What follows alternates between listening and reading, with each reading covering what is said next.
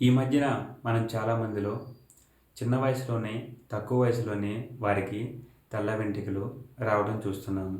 అది గడ్డంలో కావచ్చు, లేదా జుట్టులో కావచ్చు, వారికి తెల్ల వెంట్రుకలు చాలా తక్కువ వయసులోనే వస్తున్నాయి.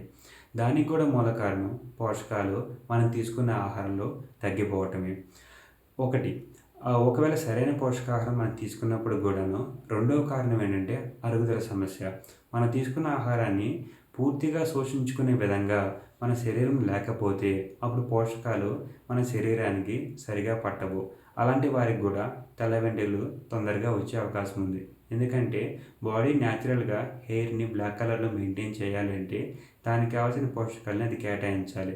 అవి మీరు ఇవ్వనప్పుడు ఆటోమేటిక్‌గా వైట్ హెయిర్ అనేది వస్తుంది over the period of time.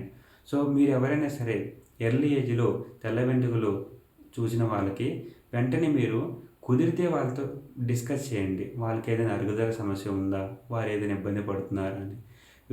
ఒకవేళ అలాంటిది ఏదైనా ఉంటే వాళ్ళకి పోషకాలని ఎక్కువగా అందించే ఆహారం తీసుకోవడంతో పాటుగా డైజెషన్ రిలేటెడ్ ఇష్యూస్‌ని సార్ట్ ఔట్ చేసుకునే విధంగా సలహాలు ఇస్తే చాలా మంచిది.